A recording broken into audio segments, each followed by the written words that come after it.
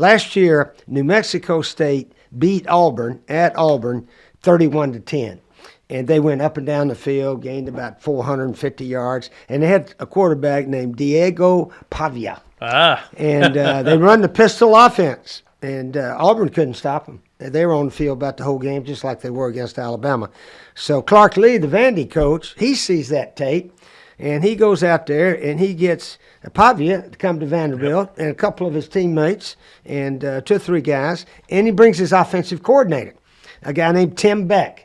And I don't know if you understood, but Clark Lee did not mention Tim Beck's name all his interviews. No. And I kept telling people, whoever that offensive coordinator is, he's going to be a head coach somewhere real soon or something. Another Dooley Noted podcast comes to you from the Coach's Podcast Room at Spurrier's Gridiron Grill in Celebration Point. Okay, and welcome in to another Dooley Noted podcast presented by Titan MRI from the Meldon Law Gator Studios. Always a pleasure to join you, our great listeners, and we've gotten a lot of. In fact, today we figured out the issue with Cameo. Okay, so I did 3 cameos today, which I hadn't done any in a long time because we couldn't figure it out because people were sending it into the podcast email, which I didn't even know I had, and now we figured it out, and now I know how to do it. So anyway, I don't even know why that's relevant to anybody, but Coach Spurrier will be on a little bit later today. Robbie Andrew will be with us, of course, as always, for Yes, No, Where, Maybe. Thursday is up in the air, and here's why. Brett McMurphy's a good friend of mine, and I can't wait to have him on, but he lives in Tampa. And you know what's getting ready to happen in Tampa with this hurricane coming in. And if that does happen and we are able to do it, now we don't even know. Our power could be out. Our internet could be out. So we're going to plan on doing a show. And if Brett can't do it, we'll get somebody, probably John Adams from Knoxville, to do the show on Thursday. It's possible there is no show. We'll do the best we can. You know that. We love doing the show, and we'll make the effort. I promise you that. All right, let's move along to our Gainesville Quarterback Club starting 5. And, of course, the Gainesville Quarterback Club has great guests. You know that this week. It's, in fact, tomorrow night. It's Ben Chase is going to speak. Ben did that great tour of all the stadiums, and now he works at UF and can tell you a lot about NIL and stuff like that. So look forward to seeing Ben. He's a good dude. We've had him on the podcast before.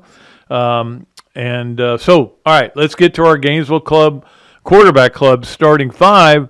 And we'll start with the Florida game, obviously. Great first half, not so great second half. Now, what is one of my commandments? I don't even know if I should call them commandments. That seems sacrilegious. One of my bylaws of being a proper fan. I whatever you want to call it. My rules, I guess. One of them is nobody suffers winning like Gator fans, and I'm already getting emails about this game, how everybody's upset about it. I'm like, you won. If you'd lost, you would want the coach fired. Now you won, and you still want the coach fired. I will say this. To have that bad a second half is not good. They only got 4 possessions, I think it was. And they ran out the clock. And I got the impression that, I don't know, maybe Central Florida, one of those teams, Central Florida was not trying to win the game in the second half. They were trying to just get drives going and just show that we can play at this level. Whatever. Florida won the game. That's what matters. They needed to win this game, but the second half wasn't great. I looked up some stats where they are 5 games in. These are somewhat interesting. They've given up, think about this, they've given up 14 more first downs than they've gotten this year. That's not a good sign. 13 sacks in 5 games, though. That is a good sign. Now, they got 5 in this game, and that was part of why the numbers are up. 57 penalties, yards a game in 5 games. That's not terrible. Now, they seem to come at the worst times. I will say that, and they certainly did in the second half of that game where they lost a lot of course, Billy Napier went nuts on one of them, but they lost a lot of momentum because of that and a lot of yardage because of penalties. But they aren't getting this crazy numbers like they did before. Here's a number you won't like, 39% on third down right now. And they've got to get better at that. There's no doubt about it. They've got to get better in a lot of ways. We know that. You watch the games. You've watched all 5 of them. I know that.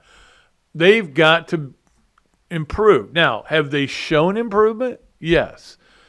Does it need to increase rapidly? Probably. And we'll see this week when they play up in Knoxville. All right, number 2 on our Gainesville Quarterback Club starting 5. I do want to give credit to the fans because I didn't go to the game. I wanted to watch football at home. I had no idea how good football was going to be Saturday. I lucked into that. I will say that. Because I'm not thinking Alabama Vanderbilt is must-see TV. It was. I'm not thinking that Tennessee Arkansas is must-see TV. And it was. So I mean, look, I couldn't stay up for the Miami game. I wish I had, and then I wish I hadn't.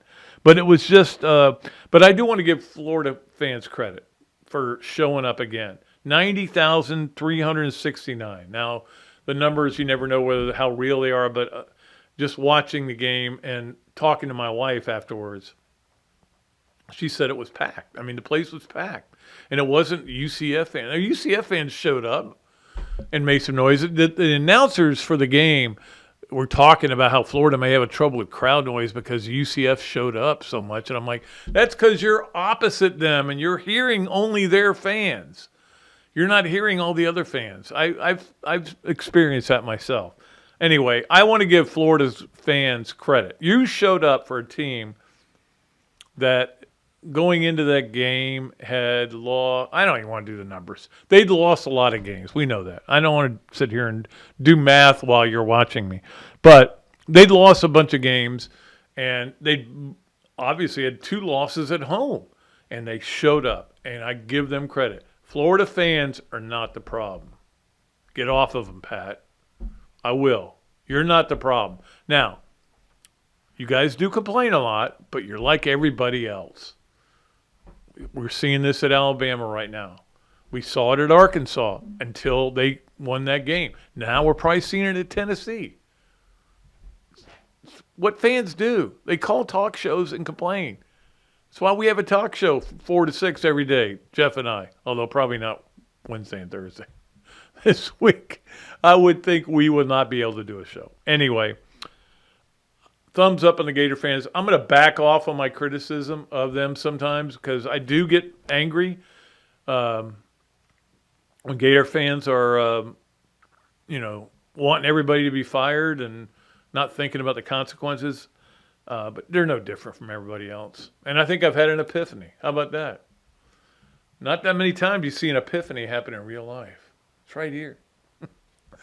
A light is shining down on me. Oh, wait, that's just the strobe light over there. All right. That's number 2 on our Gainesville Quarterback Club starting 5. Let's get to number 3, which is Alabama Vanderbilt. I watched the whole game. It was amazing. I kept texting people. I kept calling people. You won't believe what's happening here. And then it happened, and I just was freaking out about that. But it wasn't just that game. It was Tennessee losing to Arkansas. It was all the other upsets that happened. It was a crazy, wild day. And the funny thing is, I thought to myself, because there's a lot of times when I'm sitting there and my wife and her whole family's out at the tailgate at the stadium, and I think, why didn't I go with them? And I could have gone to the game. I mean, I've got a credential. I could go to the game. I had tickets, actually, to this one. I could have gone. And then a day like Saturday happens, and I go, man, am I glad I didn't go to the game, because I would have watched a second half that was boring, but I got to watch everything, and it was so cool. However, I will say this. I'm looking at next week, or the following week's schedule, the Kentucky game. I'm going to make it to the Kentucky game. I've decided that. I need to be like what I say Gator fans need to be, but I'm not that person. What about that? Shove that in my face, huh? How about that? I don't go to the games, right? Well, I'll go to Kentucky, unless they get killed by Tennessee. All right, let's. It was a wild weekend, though. I'm sure there were a lot of you sitting in the stands looking at. Is that score correct? No. Vandy didn't beat Alabama. Vandy doesn't beat Alabama. That's not allowed. They beat them. They were the better team, I thought. And think about that. Think about what Kalen DeBoer was. Hey, we got another Saban. Booyah. Beat Georgia. Okay, he did blow a 28-0 lead, but he came back and he threw that deep ball, and one guy made a great play, and Ryan Williams. And, of course, they won that game. Next week, lose to Vandy. That cannot have ever happened, where somebody beat Georgia. I mean, what was Georgia ranked? Number 3? Because Alabama was – no, they might have been 1. They were 1, and then they dropped after Alabama beat them. Yeah, Alabama was like 4. Now Alabama went to number 1. Now Alabama's number 7.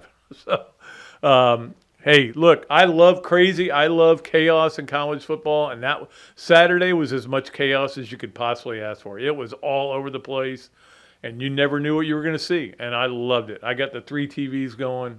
They were all – I mean, I had to let them calm down for a while because it was so good. All right, number 4 on our Gainesville Quarterback Club starting 5. This is something I think we all need to stop and think about. Maybe Miami and Texas A&M are just that good. You know, Miami got that big win at Cal. I mean, they were down 25 points. I can't believe they won that game, but they won. They're undefeated. They keep winning games. It's not good. I personally, but the point is, maybe that team was just that good. Maybe Texas A&M, which has only lost 1 game, and that was the first game of the year to Notre Dame, and they should have won it. Maybe they're just that good. Maybe that Jimbo did leave enough talent behind. The point I'm trying to make is maybe Florida, those weren't 2 bad losses. Now, were they bad losses the way they looked in those games? Absolutely.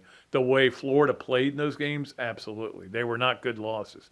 It's what got the noise started. It's what got everybody excited in the wrong way. But maybe Miami and Texas A&M were just that good, and Florida's not quite there yet. And, look, I'll put a little bit on the coaching. You can't get ready for the first game of the year, that's on you. However, Miami and Texas A&M, I could see that happening in a playoff game right now. So, anyway, those 2 teams I think are 11-1 right now. That's pretty good. I don't know. And now Florida's going to go play the meat of their schedule. So, oh, man, it's hard. All right, let's get to number 5 on our Gainesville Quarterback Club starting 5. And I did want to mention the volleyball match on Sunday. They had the biggest crowd, second biggest crowd ever in the history of the O-Dome for a volleyball match, 9,300 or something like that. Unfortunately, they didn't get what they came there for because Texas is really good, and they just whacked Florida. In fact, third set, I think, was 24 or 25-15 or something like that. That is a blowout in volleyball, believe me. They won 3-0. It certainly will let Florida know where they are. They got a long way to go, and we'll figure it out. They'll figure it out. Mary Wise is a great coach. We know that. She'll figure things out. All right. That's going to do it for our Gainesville Quarterback Club starting 5. We'll take a break. When we come back, we'll be joined by Coach Steve Spurrier. Stephen or Spurrier, as I like to call him. SOS is what he says when I look at my phone, it says SOS. And then, of course, Robbie will join us for our Big Mills Yes, Nowhere, Maybe. So we got a lot coming up, and then we got all of our fun stuff in the third section. Oh, we got so much to do here on another Dooley Noted podcast presented by Titan MRI from the Meldon Law Gator Studios. Gator fans, football season is here. What's better than seeing the Gators back on the field? Easy. Seeing amazing speakers and fellow Gator fans weekly at the Gainesville Quarterback Club. Held every Tuesday night of a home game at the Best Western Gateway Grand. Enjoy happy hour, great food, valuable insights from yours truly and Andy Staples, plus notable speakers throughout the season. As the oldest Gator booster club in the world, Gainesville Quarterback Club gives you access to elite speakers like coaches, NCAA football insiders, Gator greats, and more. Share your passion for Gator football with hundreds of other members at weekly in-season meetings, home tailgates, and special events throughout the year. Join the Gainesville Quarterback Club today. Email the club at membership@quarterbackclub.org or visit thequarterbackclub.org. Or better yet, just give me a call and I'll get you to the right people. Meldon Law has been serving personal injury victims since 1971. In those days, Jeffrey Meldon's presence as an attorney in the music scene dubbed him with the nickname the hippie attorney. And although times have changed, two things haven't: our commitment to bettering our community by helping the injured, Albert, are you ready to go to the game? and our love for the Florida Gators. If you bleed orange and blue, Meldon Law is the firm for you. Great food, great atmosphere, a diverse menu, everything made from scratch, plenty of space, and locally owned. These are all the characteristics of a great restaurant, and you can find each and every one of them right here in Gainesville at Ballyhoo Grill. Ballyhoo Grill prepares all of their food fresh every day, from their salad dressing to their award-winning soups. Bring your family and enjoy dinner under the Tim Trebo Tiki Hut while listening to live music. Or if you're running low on time to eat out, they also deliver through Uber Eats, Bite Squad, and Postmates. A Gainesville staple that's been open for over 30 years. Check out Ballyhoo Grill on Facebook or at ballyhoogrill.com. Okay, and welcome back to another duly noted podcast presented by Titan MRI from the Meldon Law Gator Studios, and of course Meldon Law, also the sponsor of Meldon Mondays, which means we have Coach Spurrier in here. I think it's about 7 straight weeks you've been here, so that's been fun for us. Yeah, I've been in town most every Monday, exactly. and really we'll be here until about the end of the year. Yeah. I'm going to try to go see Tulsa play. I'll leave on a Tuesday or Wednesday, something like that. But I tell you what, we had a good weekend. The Gators really played well. I think our energy and our fight and all that kind of stuff was the best I've seen this year. I totally agree on that, yeah. And defense really won the game for us, defense. And offense played well the first half. Didn't do much second half. Got shut out in the second half. Yeah, but the defense came to play, so that was encouraging. And now that Tennessee lost to Arkansas, now we can go up there with a little different expectations. Well, my thing was, it's almost like it's worse that they lost to Arkansas, because if they'd won a close game, but now they feel like they've got to change everything, and you never know how a team's going to respond off a loss. You know that. You dealt with that all the time, where a team loses a game that it was supposed to win. Now they come back for the next game, and sometimes they're a little bit more hyped up. But maybe not. Maybe they're just struggling. Maybe they didn't. What's his name? Nico Iamaleava? Yeah. He did not have a really good day. He goes back and looks right at his receiver, it looks like, all the time, and then maybe takes off running. And Arkansas did not let him run very much. So. And then he didn't do all that much against Oklahoma. So Tennessee has played extremely well against the down-the-line teams. But the two SEC guys have stopped them fairly much, their offense. But the Tennessee defense stymied Oklahoma pretty good. Yep, they did. And really, Arkansas didn't do much against Tennessee. No, they only, one drive. I don't know, like Herb Street said this, and I wasn't sure whether he was right or not, but the last play that Arkansas ran and they scored a touchdown to take the lead, he said that it looked like Tennessee was letting them score. Go ahead and score, then we get the ball. He didn't try tackling. Yeah. But it did kind of look like that. Like they were just saying, hey, we want you to score because then we get the ball back. Yeah, but if they could have held them to a field goal, that means Tennessee could have kicked the field goal and won. Exactly. Now, I don't know what that defensive back was doing. A couple of guys act like they weren't trying. That was I've watched the tape like 3 or 4 times, and it's kind of weird. It did look funny. So we had all that. But I watched the 4:15. I never thought I would watch any of the 4:15 SEC Network game, which was Alabama and Vanderbilt, and I'm just sitting there and I'm watching, and I'm like, I can't turn it over because Vandy's winning, like they're killing them, and then Alabama came back, and then they ended up winning the game. That was a stunner. That was a stunner. Yeah, I drove in. I come in a little early and to beat the crowd to watch the Gator game, and so I'm flipping around up there, and I flip around the Vandy Alabama game, and gee, Vandy's up 23-14. I said, yeah, that's right. So I watched the rest of it all the way through.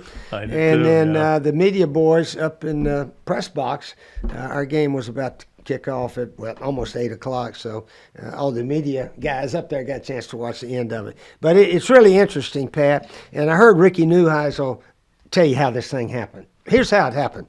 Last year, New Mexico State beat Auburn at Auburn 31-10. And they went up and down the field, gained about 450 yards, and they had a quarterback named Diego Pavia. And they run the pistol offense, and Auburn couldn't stop them. They were on the field about the whole game, just like they were against Alabama. So Clark Lee, the Vandy coach, he sees that tape, and he goes out there, and he gets Pavia to come to Vanderbilt and a couple of his teammates and 2 or 3 guys, and he brings his offensive coordinator, a guy named Tim Beck. And I don't know if you understood, but Clark Lee did not mention Tim Beck's name all his interviews. No. And I kept telling people, whoever that offensive coordinator is, he's going to be a head coach somewhere real soon or something. Because the offense that they put on Vanderbilt, 12 out of 18 third down conversions. They had about 42 minutes. Yeah, they couldn't stop them. Could not stop couldn't get off the Vandy. field. They ran it, they threw it, they mixed it up. They run what you call that pistol offense. And they know how to coach it, know how to do it. And this guy, he came in this year, and that's what's happening. I don't know if he'll still be there next year, but that pistol offense that they run is really something that people don't know how to stop, I guess. It was so weird because every time Alabama would start to come back, you go, okay, now they're gonna do what they did against USF. Remember, it was a battle, and then the fourth quarter they dominated. And I thought that would happen. And again, they had the most fans in the stadium. I know that and we'll get to the Mayhem moment in a little bit. And you can imagine it came from that game, but it was crazy. But that to me is one of the most stunning results I've seen in the last 10 years probably. Yeah. I was thinking as a coach, we happened to beat the number 1 team twice, FSU here.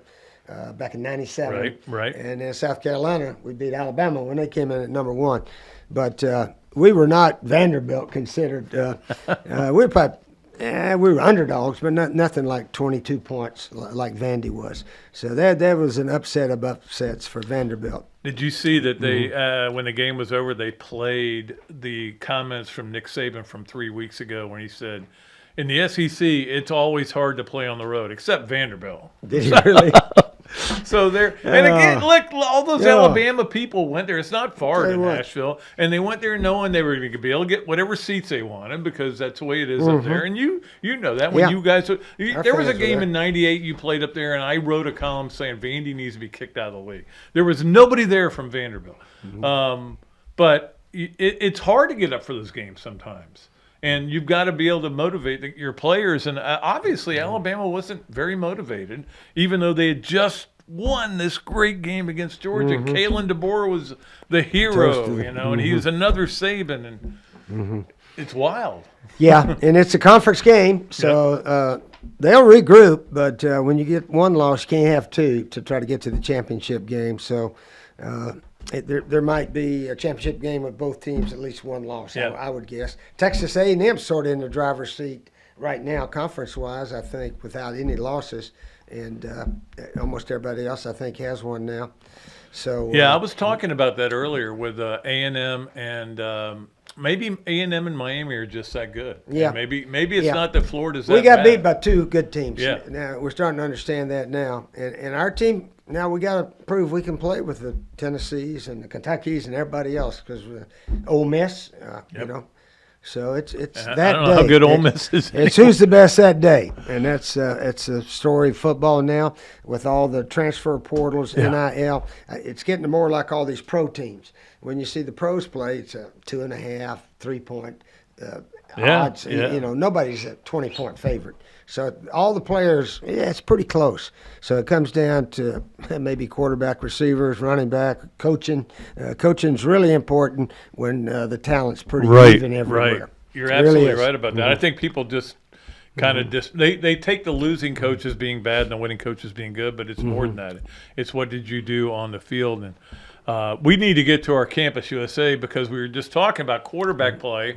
Campus USA play of the week. We appreciate Campus USA. Coach Spurrier is a spokesman for him. And this is DJ Lagway, and this is a spinning throw. That is as good a throw as I've seen from a Florida quarterback in a long time. Now, I love Graham Mertz, but that to DK was an amazing pass. Yeah, that was on the money. It's a little seam route right there, and DJ did a good job of keeping the safety over that way. Yeah. On that play, the quarterback's got to look off a little bit to the right and then zing it in there in the seam area, and he hit him on the dead run right there. And then we ran it in, I think, the next play. Yep. And that was, again, that was when the game was still, 7:30. I will say this, watching the game, I never thought Florida was going to lose the game at any point. I get nervous about games and stuff, but I just felt like they were comfortable. We were better than those guys. Yeah, they were better, yeah. Yeah. And I don't know how much it was because the Colorado game the week before, but it may have had a little bit to do with it. Also, you had we had a lot of stuff going on with college football this weekend, but we also had some golf going on, and we're gonna eventually we're gonna tell you who our Gator of the week is. But I did want to ask you about him. Roland Thornquist retired today, which was a real stunner to me, but I guess he just is ready to step away from it. I did not know that. But, it was they just put it up in the morning, so it's news. But I know he's a good golfer too. Roland, yeah, but it is surprising. His teams have done very well here, but 4 national championships. Is that right? That's pretty good. That is 11 pretty good. SECs. That's very good. Yeah, that is surprising. it is. But sometimes you just get like you when you left. You said, "Hey, I want to try something else." Wanted to try pro ball a while, yeah, but anyway. What about Coach your is coming Commanders now? Your old team. Yeah, they're a good team all of a sudden now.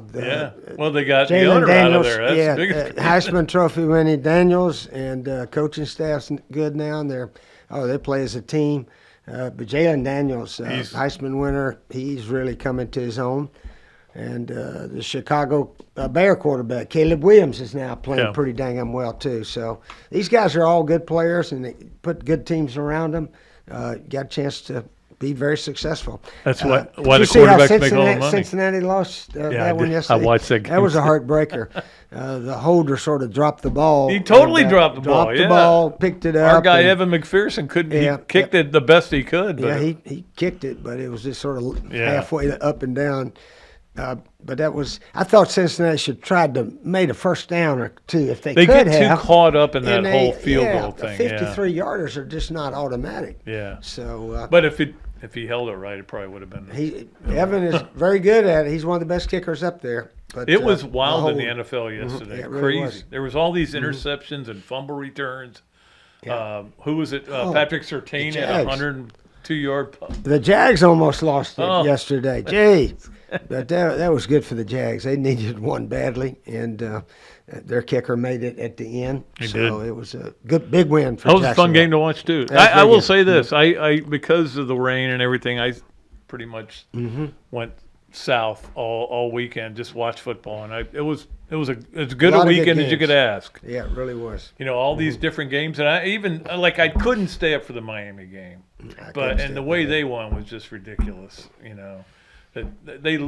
Cal blew a 25-point lead. 39-38. Yeah, it's amazing. That may be a game that propels them to, one of the top 12. Yeah, for the I think it will. thing. Well, I think they're. Here's the thing: they could easily win the league, but I tell you who they got to worry about is SMU. SMU's got a good team. SMU is really good. They certainly handled very good. Florida State. One thing before that game, I read that Cal, of their starting 11 on defense, they got 9 seniors. Really? 9 seniors, and I think most of them have been there a long time. So that's very unusual nowadays in college football. But that's the way it is now. You never know. 8 of those could be transfers for all I know. Well, it could be, but I got a feeling a lot of them have been there a while. So that's helpful. But again, that's kind of the way to win when you're a lower on the divisions, because you can get guys, develop them, and finally you have that year where everybody's a junior or a senior, and you can win some games that way. But I don't know. It's college football was weird this weekend, but it was enjoyable to watch. I will say that. Oh yeah, all the games are jam packed with fans. Well, I was going to ask you about that. I mean, we talk about the Gators every week here, obviously, but for Florida. Again, to have not only a sellout, but that place was packed. It was pretty much Saturday packed, night, yeah, it was pretty much packed. Yeah, it was an excellent crowd. But they're showing up. I mean, they want to be at the games, and they want to be rewarded, I guess, in a way. Yep, that was a big win for us, for Napier, the staff, everybody. And now let's keep that momentum going. That's what we got to do this week, and we're certainly capable of beating Tennessee. If Arkansas can beat them, we can beat them. So we got to take that attitude that if we play a good game and we're up for it, we certainly got a chance to win it. Yeah. Yeah, remember last year Florida handled them, and then the year before Florida played with them, and that was a great team too. That was Hendon Hooker's team when he was just incredible and had an incredible year. But we'll see what happens. Anything else, Coach? Oh, I think that's mostly just wanted to talk about that Vandy game and Pavia. Man, he's the toast. He's the toast of the nation. You know, I'm sad to see Sheriff Ulrich passed away. Oh, did he? He was the sheriff when I coached here. 92. I used to play in his golf tournament every year. Good guy. Sorry to hear about his passing. But other than that, locally, high school football is big here, you know, and a lot of our teams are doing well also. Yeah, we got to get our volleyball team going, man. We ran into the number one team in the nation yesterday. Yeah, Texas is. I didn't realize they'd won the past two national championships. Last two, yeah. So. And they got hammered by them too. It wasn't just like a close losses. So they got to figure this out. I mean, I know bringing Alyssa Stuckey back in finally. You know, maybe you have, how it is when you have a player who comes in who's hadn't been playing. Maybe that's probably, I don't know. They got to figure it out, but hopefully they do. Yeah. Because we always love to watch that. All right, we're going to let Coach go, and we'll be back with more of another duly noted podcast. Robbie Andrew will join us for Yes, No, Where, Maybe when we come back here on another duly noted podcast presented by Titan MRI from the Meldon Law Gator Studios. Titan MRI. North Central Florida's premier independent diagnostic testing MRI facility. At Titan MRI, we're focused on you, the patient, having a great customer experience. Our MRI equipment is modern and 75% quieter than any unit in its class. And our MRI unit has one of the largest openings of any of the newer high-strength MRI units, which allows comfortable scanning for potential claustrophobic and larger patients. At Titan MRI, we look forward to serving you. Adams Rib Company has been a staple of Gainesville for more than a decade and a staple of the Dooley house ever since Kelsey's teeth came in. The first time I walked into Adams, I told my daughter that the green beans are always a test of a great barbecue restaurant, and they were perfect. You know about the ribs that melt in your mouth, and my favorite, the turkey plate. But be sure to go in on Fridays for Nana's Fish Nuggets. They will melt in your mouth. Adams Rib Co., a Gainesville great. Another duly noted podcast comes to you from the Coach's Podcast Room at Spurrier's Gridiron Grill and Celebration Point. You can watch and listen to us on Facebook and YouTube for every podcast that we do on Mondays and Fridays at 2 o'clock. Listen to the podcast whenever on Apple Podcasts, Spotify, Google Podcasts, Overcast, any of the other 39 platforms where you can find this podcast or your favorite podcast. Remember to like, follow, and subscribe. If you have any questions or comments, leave them in the comments section below or call me if you want to do some advertising at 352-317-3444. Okay, and welcome back to another duly noted podcast presented by Titan MRI from the Meldon Law Gator Studios. Always a pleasure to bring in Robbie Andrew on Mondays.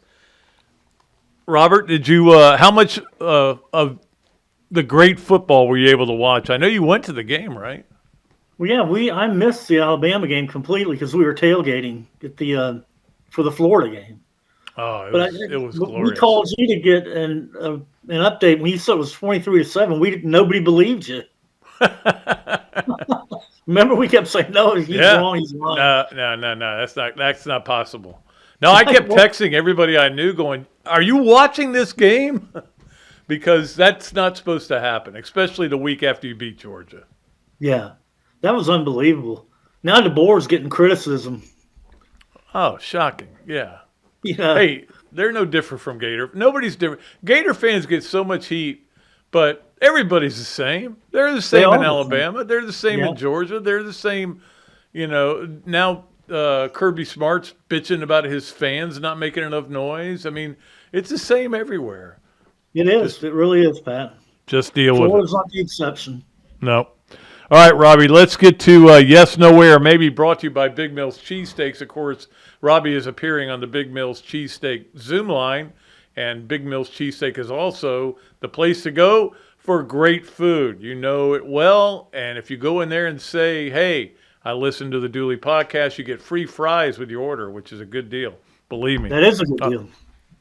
All right, number one, Robbie, on Yes, Nowhere, Maybe. If I had told you Kansas City and Minnesota would be the only unbeaten teams at this point in the year, you would have me committed.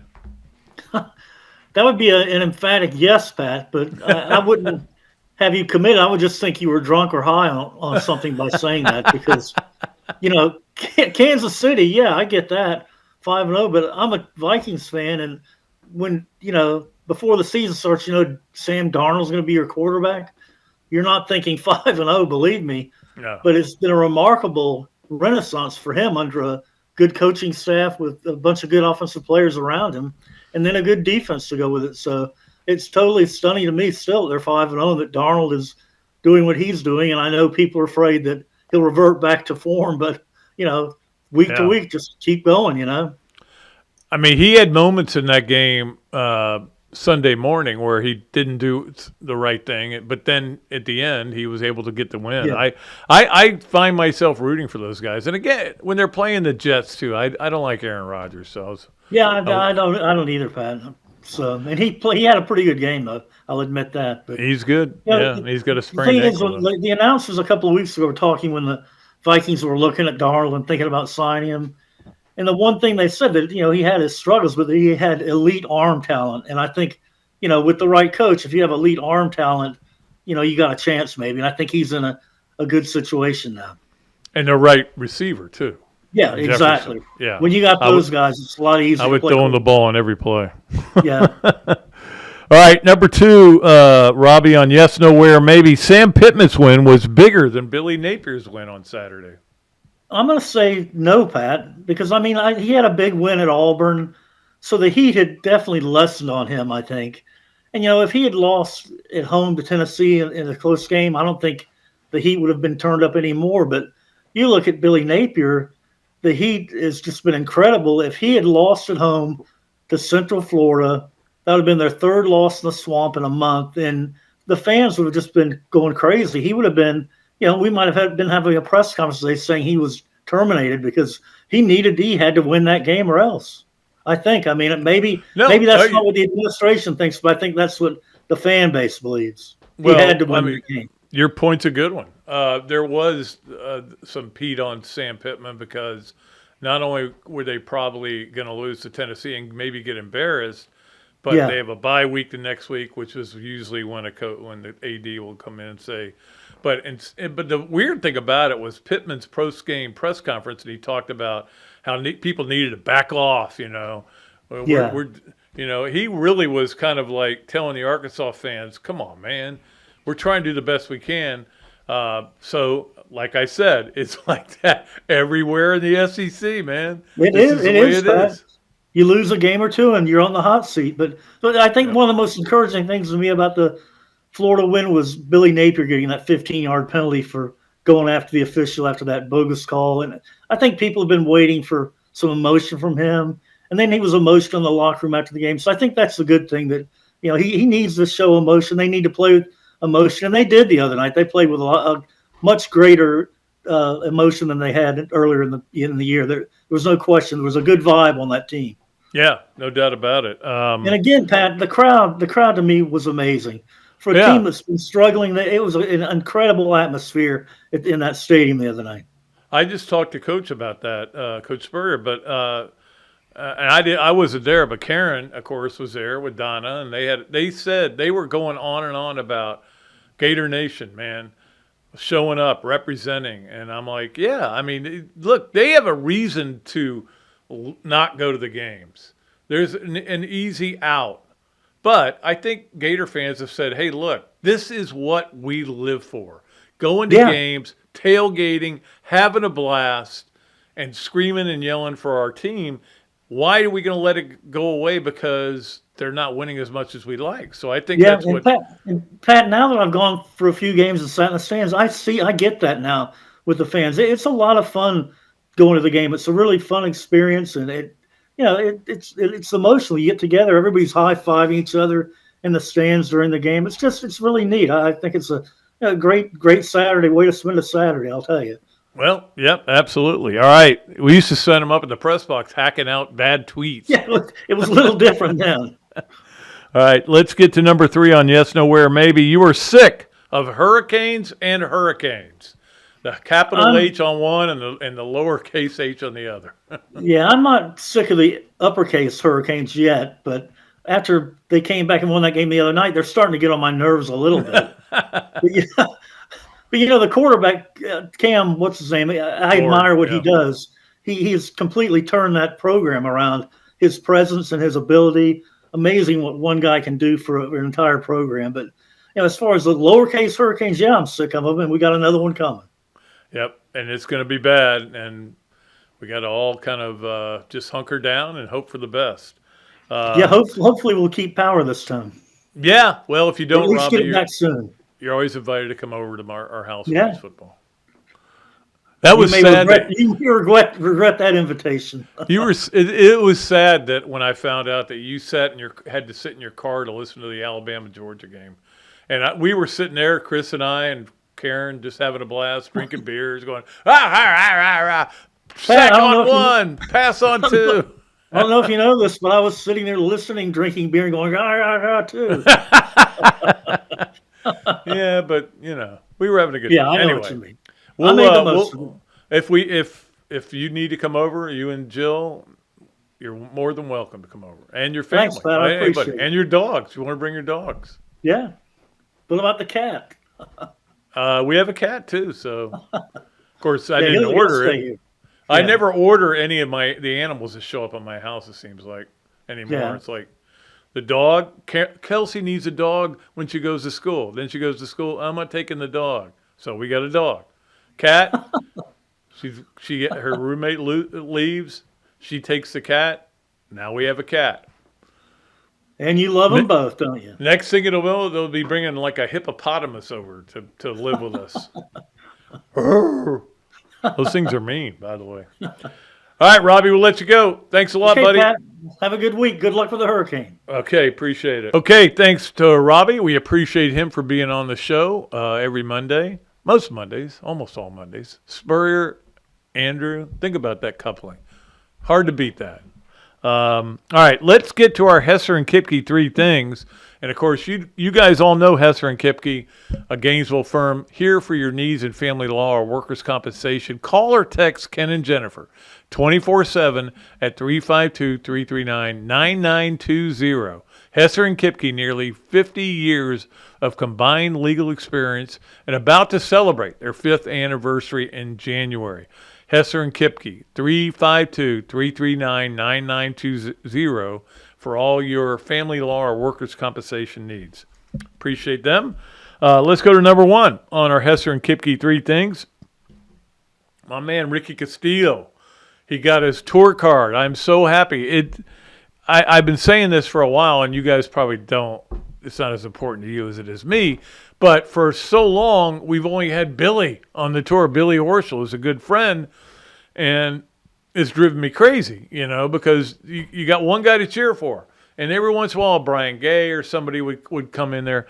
But now we're getting guys, Biondi's on there, Tosti, and now Ricky Castillo because he finished high enough in the Corn Ferry. So he earned his PGA Tour card. I'll always be a Ricky Castillo fan for one reason, and that is when Florida clinched the national championship. He was in the fairway about to hit his shot, and he saw them clinch. And he was with J.C. Deacon, and they embraced and started crying. I'll always love him for that. Ricky Castillo, I'm rooting for you hard, buddy, just so you know. All right. That's number one on our Hesser and Kipke 3 things. Let's go to number 2, which is, I thought everything was just crazy this weekend. The NFL was wild, and I'll talk about that in a minute. It was nuts. College football was off the chain. We know that. We don't even know what happened in college football. But then Major League Baseball was wild and crazy. There was only the 2 games on Sunday, and I got to admit, I did not watch anything Saturday. And the reason was I was watching football. had all 3 TVs on football. And again, my Braves aren't in it. But I put the baseball on the second TV for the late games. And that game was just wild. It was just wild. And I know Ken Hesser's not happy with some of the stuff that happened there. But, it was just a crazy game. Crazy game. But in the end... And Ken, I know, is losing his mind. I think he was at the game, to be honest with you. I think he was there. I know he was going up there. But they win with Castellanos with his walk-off. But the game, I can't describe the game to you in less than 30 minutes. It was just wild. Back and forth and back and forth. It was like a nothing game. It was 3-0. Alonso had hit a homer. Alonso was going to be my Gator of the weekend. And next thing you know, they come back and they take the lead. And then the Mets come back and take the lead. And it was a great game. And then you had the San Diego-LA situation where the fans were so mad about guys getting hit by pitches. They threw all this crap on the field and it had to be delayed. And San Diego ends up winning the game, blows them out. They got me back into baseball. I was out of baseball for a day because the Braves were out and I was depressed. I got back into it, and I loved watching it. Those were a lot of fun games. And number 3 on our Hesser and Kipke 3 things was how the NFL was so wild this weekend. How many returns were there for touchdowns? Interceptions, fumbles. It was just every time you looked up, block kick, won one game. It got to be a point where I was confused with who won what game because it was just crazy. This was the best weekend to be kind of stuck at home. And I wasn't stuck, but I chose to be stuck. I was a little stuck on Sunday, but I watched a lot of stuff. But it was a great weekend and included the NFL, included Major League Baseball. Wild, man. Wow. I don't think you may never see a weekend that crazy the rest of your life, but this was a crazy one. All right, we appreciate Hesser and Kipke for sponsoring 3 things. As always, let's move to our Adams Ribco Gator of the weekend. I mentioned it early to Coach Spurrier and surprised him. He didn't know the news, but I woke up to this surprising news that Roland Thornquist, the women's coach at Florida, has retired. It's a weird timing, but look, I don't think there's anything going on there. I just reading the story that Chris Harry did. I think that Roland, it just feels like it's just time to move away from this. Look at his record: 507 and 107 is his record. That's pretty good. And 4 NCAA championships, 11 SEC championships. And he succeeded a guy who usually you don't want to succeed. You don't want to step into the job of a great coach. You want to be the guy that follows the guy, not the guy who let me get that right. You want to be the guy that follows the guy who followed the guy, not the guy who follows the guy. And he followed the guy in Andy Brandy and just did wonderful things, and always a friend of mine and always a friend of our golf tournament, one of the great golfers, like I said earlier. But he really helped our golf tournament, gave us a signed racket one year. That went for a lot of money. Appreciate Roland. Sad to see him go, and it'll be interesting to see what Florida does in finding a new tennis coach. So our Adams Ribco Gator of the weekend is Roland Thornquist. Goodbye to Roland. Hope you stay in town. Hopefully we'll see you on the golf course sometime. Let's move along to our Leonardo's and Millhopper quick picks. We're going to give you a weird one because we have some Tuesday, Wednesday, Thursday games this week. We're giving you this one on Wednesday. New Mexico State at Jacksonville State. Ooh, it's hard to walk into Jacksonville State and win. Where is Jacksonville State? What city is that in? I don't even know. Somewhere in Alabama, I know that. Yeah, I just don't know where. But anyway, Jacksonville State is a 21-point favorite. That's why I picked this game, because it's not a lock. 21's a lot of points to give, but you pick it, you qualify. We did get a lot of qualifiers from last week. A lot of you picked Florida and Texas A&M. Thumbs up, well done. And so we did get a lot of qualifiers last week, but that's your chance to qualify for this. It is in Jacksonville, Alabama. Jacksonville? There is a Jacksonville, Alabama? There is, yeah. Oh, my. I did not know that. Okay. Now I do know it.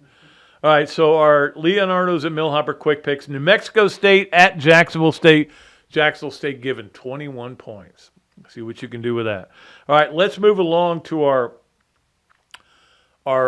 top 12, the 12 teams that would get in the playoffs, according to me right now, and also according to Christine and Steve Wendig Realtors. We appreciate them.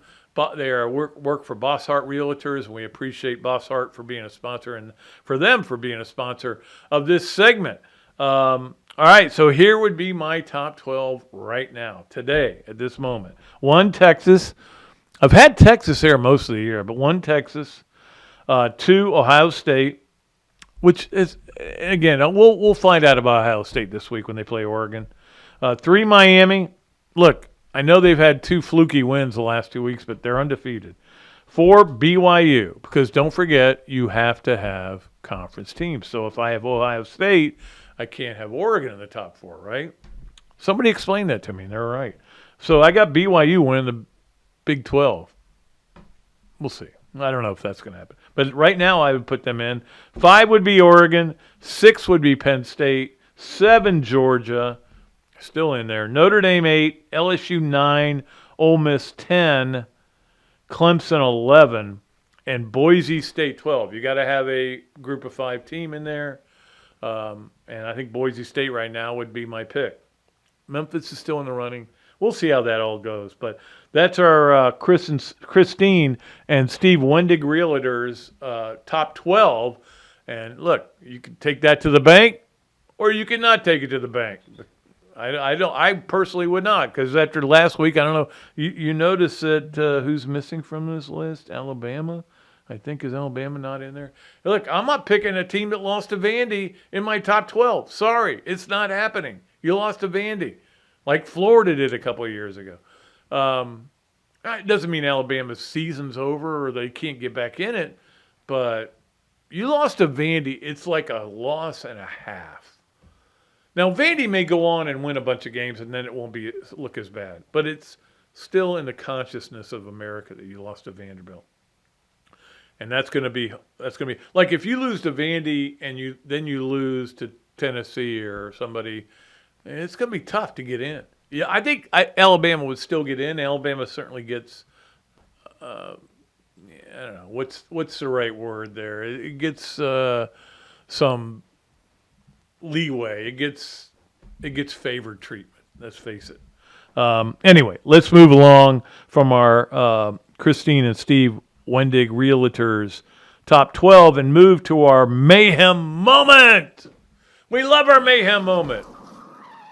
The Gator Nation is in good hands with local Allstate agent Hugh Cain. Stop by Alachua Marketplace Plaza in Alachua and get a free quote today. And here we are. This is the map of how far Vanderbilt took the goalpost to throw them in the Cumberland River. Now, you don't think there was mayhem? They were running. Police were like, we're out of this. We don't want any part of this. Hey, look, I love it. I love that Vandy did that. And you know me, I'm not a big fan of storming the fields. I'm not a big fan of tearing the goalposts down and maybe hitting somebody with them. But for Vanderbilt, yeah, it's okay. You know, you beat Alabama. Alabama was number 1 in the country, and you beat them. And you're going to take the goalposts down, and you're going to throw them in the river. Now, they did retrieve them from the river, the goalposts, and they're going to give them to Vanderbilt, and Vanderbilt apparently is going to chop them up and sell them as, things. Like this goalpost was the goalpost that we threw in a river and when we beat Alabama. But does that look like mayhem to you? It looks like that is mayhem. And that is our Hugh Cain Allstate mayhem moment. And Hugh Cain, we appreciate Hugh all the time. He's done so much. We appreciate him. But that's a good Hugh Cain Allstate moment, a mayhem moment, isn't it, Hugh? I want to hear back from him on that. But that was a good one. All right. Let us move along to our Swamp Games of the Week. We were at the Swamp on Thursday. We had a blast out there Thursday. Great time, and we'll be out there, I think, next Thursday to do our radio show. But the Swamp Games of the Week are brought to you by the Swamp Restaurant. Great food there, great drink specials. It's a place to be. You know that, and you've been there, and you probably will go there again. All right, you got a lot of games to watch this week. Tuesday, you got FIU at Liberty. Woohoo! I don't know. But I'm just giving you the games. I'm not saying I'm going to watch them. 7 o'clock on CBS Sports Network. Yeah, I'll watch a 7 o'clock game that doesn't really matter for a while. And then I mentioned the New Mexico State at Jacksonville State game. That is Wednesday night, 7:30 on ESPN2. They're getting the treatment there, baby, ESPN2. Not the Ocho, the 2. Thursday night, you also have another college game, and this one's a pretty good one. Coastal Carolina at James Madison. James Madison may end up getting one of those bids in the playoffs. 7:30 on ESPN2 as well on Thursday. Also, you have the American League in the tonight baseball playoffs. The NL is tomorrow, 5:08, New York at Philly. I know a lot of you are excited about that game. That's at 5:08 on FS1, and then the Dodgers at San Diego is 9:08 on FS1, so probably they'll show it, if it runs late, they'll show it on another network. But anyway, what happens? Anyway, Thursday night football, San Francisco at Seattle. Oh, not 8:15 on Prime. And we also have a game tonight, but by the time most of you listen to this, it's over. But I will watch it. Chiefs, Saints, that'll be a good game. Yeah, I'm a big Chiefs guy, you know that. Have we gotten through? Oh, we still have our Ox Strong movers to get to. Ox Strong Moving. Appreciate them for being a sponsor. So let's get to the Ox Strong, the movers. Here come the movers. All right, in the AP poll, Alabama down 6 spots. Not surprising. In fact, I might have put them down a little bit more. I might have put them at like 11. Said, you lost to Vandy. Tennessee dropped 4 spots with that loss to Arkansas. A&M, of course, with that big win over Missouri, moved up 10 spots. I tell you, A&M is a team to keep an eye on, man. Mike Elko just knows what he's doing. I'm not saying I brought him up as a guy that Florida should hire, but right now I'm thinking he would have been a good hire. But look, I'm not done with Billy, okay? I'm not done with him. I'm just saying, Mike Elko he knows what he's doing. He won at Duke, and now he's winning at Texas A&M where Jimbo Fisher couldn't win. So got to give him a lot of credit there. Also, Missouri, did they drop? Yeah, they dropped a little bit. 12 spots. They hadn't beaten anybody, and then they lost. Obviously got hammered by A&M. And then Michigan dropped 14 spots for that loss to Minnesota. Was it Minnesota they lost to? I'm trying to remember. No. They lost to Washington. They lost to Washington. Who lost to Minnesota? Another Big Ten team, I think, lost to Minnesota. I'm just blanking on it. There was a lot of craziness going on in college football. But those are the teams that dropped the most or raised the most. In fact, A&M, I'm sure they appreciate it. USC, yeah. That's right. Minnesota. See, you don't think about, Minnesota beat USC in a Big Ten battle. Yeah. It's hard to get that. Penn State plays USC this week. USC could be 3-3. And when does the heat come on Lincoln Riley at that point? You got to think that's going to be a little bit crazy. All right, I think we got everything covered. And that'll do it for another Duly Noted podcast. I hope you guys enjoyed it. I enjoy bringing it to you, and I enjoy having a great producer in Zach Rothrock, who does a great job and makes me look as good as he possibly can, which is very hard. We will be back with another show, hopefully Thursday. Look, we'll just play it by ear on Thursday. I'll try to put it up on Twitter if we're definitely doing a show or if we're not. Either way, a lot will depend on Milton. Not Milton, Florida, not Joe Milton, not Milton Berle, but Hurricane Milton. We'll see what happens there. We'll be back hopefully Thursday. Until then, I am Pat Dooley saying I'm deep, I'm way back, and I am out of here.